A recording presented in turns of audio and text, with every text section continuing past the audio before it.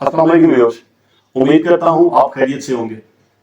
आज हम record, documents, accounts इसके बारे में सारी बात करेंगे कि ये है क्या और ये हमें क्यों ज़रूरत पड़ती है, हमने इसको कितने सालों के लिए अपने पास मेंटेन करना है, कौन हमें लॉ में ये बाउंड करता है, कंपेल करता है कि आपने ये अपना रिकॉर्ड मेंटेन करना है, और कौन हमसे ये रिकॉर्ड का मुतालबा कर सकता है कितने सालों में। तो रिकॉर्ड, अकाउंट्स और डॉक्यूमेंट्स जो है ना, ये सारी वो चीज़ें हैं जो हमारी रिटर्न को बेस कर रही होती हैं। आज हम अपना 2024 का रिटर्न फाइल करेंगे तो हम अपनी रिकॉर्ड की बेसिस पे उसको फाइल करेंगे। अब ये रिकॉर्ड है क्या? ये आपकी बैंक स्टेटमेंट है, आपके बिजली का बिल है, आपके कोई बाहर से पैसे आए हैं, ये वो है। आपने कोई टैक्स की अदायगी की है, ये वो है। आपने किसी का टैक्स काटा है, ये वो है। आपने जो सैलरी ली है, ये वो है। अब मैंने जैसे पहले आपको बताया अपनी वीडियो में कि 5 जो है ना वो सोर्स ऑफ इनकम है। अब जब हम किसी भी पर्सन की रिटर्न फाइल करेंगे तो देखेंगे कि ये तनख्वाह से पैसे ले रहा है, ये कारोबार से ले रहा है, ये इनकम फ्रॉम प्रॉपर्टी से ले रहा है, कैपिटल गेन से ले रहा है, या अदर सोर्स। जो 5वां हिस्सा है ना आपकी आमदन का 5वां सोर्स है। तो अगर तो आप सैलरी ले रहे हो तो लॉ में ये बताया गया कि भाई आपने उसका रिकॉर्ड जो है ना वो मेंटेन करना है। और वो रिकॉर्ड क्या होगा? आपकी जो सैलरी और उस पर जो टैक्स की डिडक्शन हुई है वो आपका रिकॉर्ड है, वो आपका डॉक्यूमेंट है, वो आपका एविडेंस है जिस बेस पे आपने रिटर्न फाइल करनी है। और आपने ये रिकॉर्ड मेंटेन कितनी देर के लिए करना है, वो लॉ में 6 साल जो है ना वो बताया गया। यानी आज आप 2024 का रिटर्न फाइल करोगे तो ये रिलेट कर रहा है 2024 से। तो नेक्स्ट 6 ईयर जो है ना उसको हम अपने पास संभाल के रखेंगे। और दूसरा जो सोर्स है इनकम फ्रॉम प्रॉपर्टी से, इमूवेबल प्रॉपर्टी से, उसमें यह है कि आपने देखना है कि आपने जो टेनेंसी का एग्रीमेंट किया है, एक तो वो आ गया। दूसरे नंबर पे आपने जो रेंट आप ले रहे हो या आप रेंट दे रहे हो उसका आपने एविडेंस रखना है।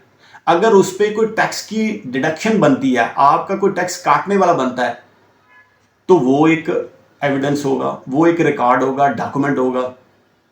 अगर आप उसकी कोई टर्मिनेशन कर रहे हो, उस एग्रीमेंट की, रेंटल एग्रीमेंट की कोई टर्मिनेशन हो रही है, तो वो आपका एक रिकॉर्ड है। क्योंकि ये सारी चीज़ें आपने अपना रिटर्न में बतानी है कि भाई इतना मैंने रेंट लिया, इस एग्रीमेंट के तहत लिया, अब हमारी टर्मिनेशन हो गई है, उस पर इतना टैक्स बनता था, वो हमने काटा या हमने जमा करवाया।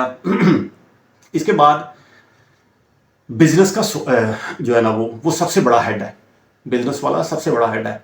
इसमें आपकी अगर एनुअल इनकम 5 लाख है, 5 लाख से ज़्यादा है, या आप मैन्युफैक्चरर हो तो उसमें 2.5 मिलियन की बात की गई है। इन सारी सूरतों में आपने रखना क्या क्या है? आप बिजनेस कर रहे हो, इंपोर्ट कर रहे हो, एक्सपोर्ट कर रहे हो, इंपोर्ट के सारे डॉक्यूमेंट्स आपने रखने होंगे, एक्सपोर्ट के सारे डॉक्यूमेंट्स आपने रखने होंगे। आप बिजनेस कर रहे हो, लोकली कर रहे हो, तो उसकी सेल परचेज के सारे डॉक्यूमेंट्स आपने अपने पास रखने हैं। उसकी बैंक स्टेटमेंट करनी है कि हमने कहाँ से माल लिया, कहाँ पेमेंट की, वाया बैंकिंग चैनल। उस पर जो आप अगर मैन्युफैक्चरिंग कर रहे हो तो उसका बिजली का बिल होगा, पर मंथ आप उस पर कितना टैक्स पे कर रहे हो। इसके अलावा अगर फ़ोन पे जो आप अखराजात कर रहे हो टेलीफोनिकली, और इसके अलावा जो दूसरे तीसरे indirect, direct expenditure, carriage, gate passes, ये सारा कुछ होना आपके पास बहुत ज़रूरी है। और सैलरीज की जो आप डिटेल्स है, ये बड़ी इंपॉर्टेंट बात है कि अगर तो आप सैलरी अपने एम्प्लॉयज़ को 6 लाख रुपए की हद तक दे रहे हो तो फिर तो आपने उनका कोई टैक्स नहीं काटना। अगर एक एम्प्लॉय को एक साल में आपने 6 से ज़्यादा जो है ना वो टैक्स देना है तो आपने उसका टैक्स भी डिडक्ट करना है। और अगर थोड़ी है एक मंथ में 25 है या इससे ऊपर नीचे है तो फिर उसका कोई ज़रूरी नहीं है।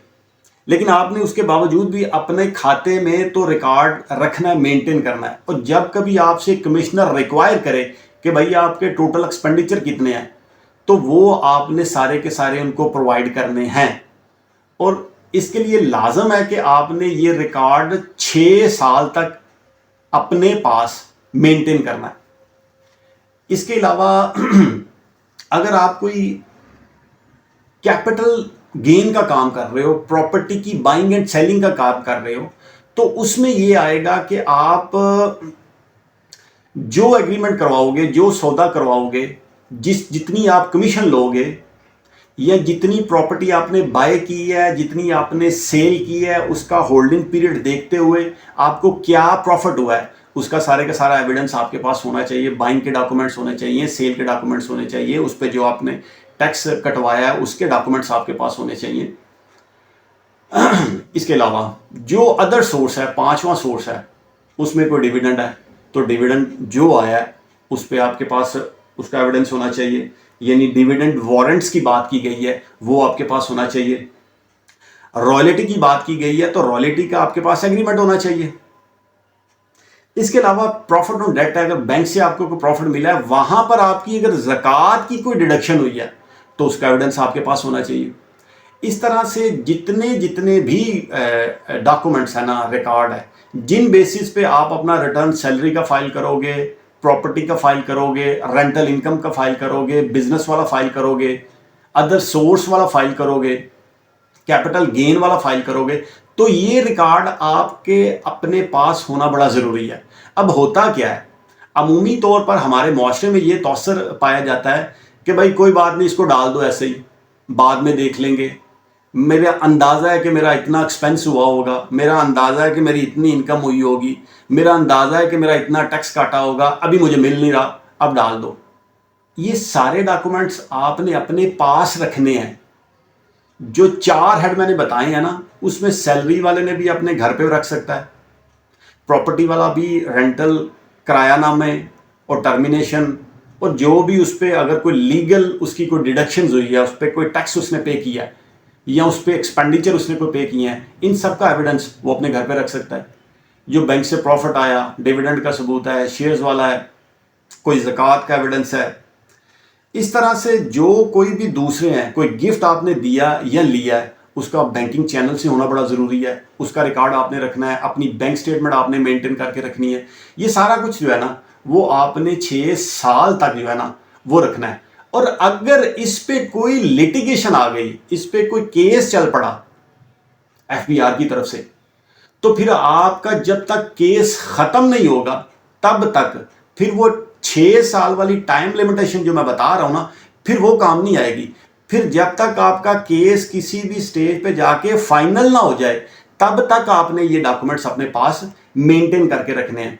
और ये बड़ा ज़रूरी है, इंतहाई ज़रूरी है। मिसाल के तौर पर किसी भी साल में अगर आपका कोई केस एफबीआर सेलेक्ट करती है, किसी ऑडिट में ले आती है, यहाँ सेक्शन 122 में वो आपको कोई कन्फर्म करते हैं, यहाँ सेक्शन 121 के हवाले से कोई कन्फर्म करते हैं, यहाँ आपने कोई प्रॉपर्टी बाय की है, उसका एविडेंस नहीं रखा, आपने सेल की तो आपने कहा मैंने तो सेल कर दी, अब जो है ना मैंने इसका वो रजिस्ट्री या इसके कोई टैक्स के डॉक्यूमेंट्स या इस तरह की कोई चीज़ें मुझे रखने की ज़रूरत नहीं है। तो भाई ज़रूरत है आपको, ये सारी चीज़ें आपने अपने पास रखनी है ताकि जब कभी आपको कोई इसका नोटिस आए, आप इसके डॉक्यूमेंट्स निकाल के ईजिली एफबीआर को इसका रिप्लाई कर दें।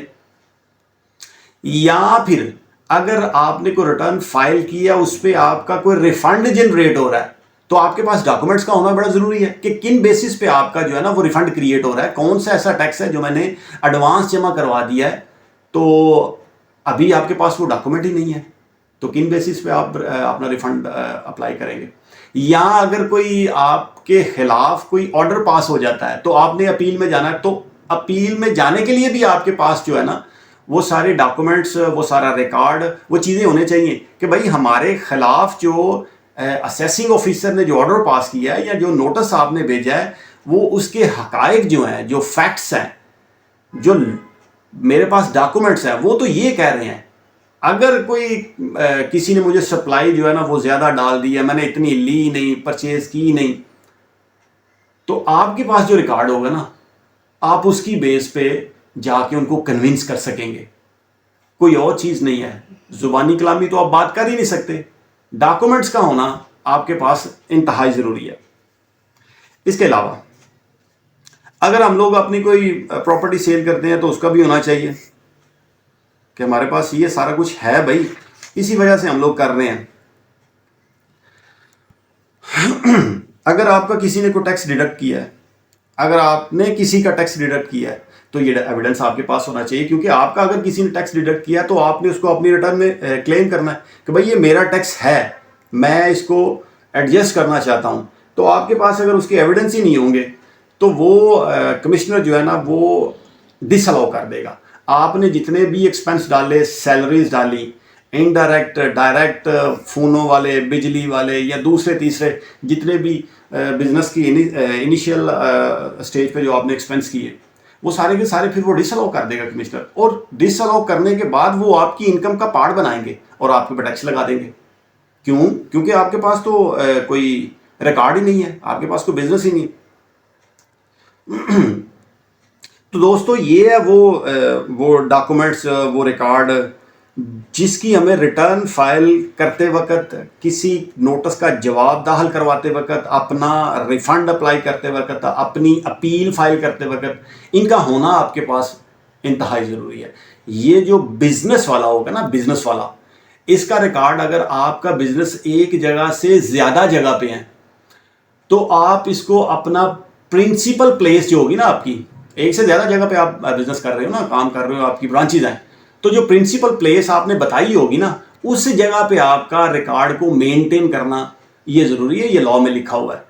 और दूसरे जितने भी चीज़ें हैं जो अदर सोर्स से मैंने बताया, या सैलरी वाला, या प्रॉपर्टी वाला, रेंटल इनकम वाला, इसको आप अपने घर पे भी रख सकते हैं, या अपना जो टैक्स एडवाइज़र है, कंसल्टेंट है, जिससे आप अपना काम करवा रहे हैं, आप उसके पास भी रखवा सकते हैं, या अपने घर पे रखें उसको, ताकि जब कभी कोई 6 साल में आपसे कोई चीज़ पूछे इसके मुतल्लिक़ तो आप उसको इजीली एक्सप्लेन कर लें।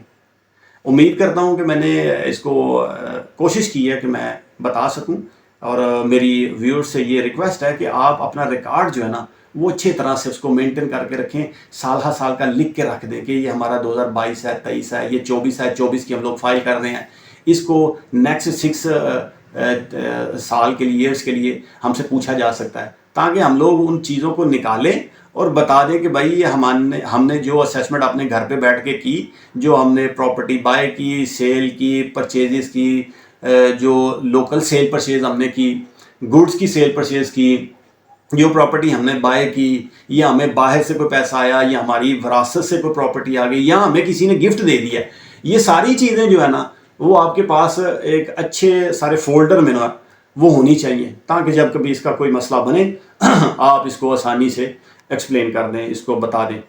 उम्मीद करता हूँ कि मैंने अपना ये आपको अच्छे तरीके से गाइड कर दिया होगा, बता दिया होगा। अल्लाह करीम मौला हुसैन के सदके आपके लिए और मेरे लिए आसानियाँ पैदा करे। जज़ाकल्लाह।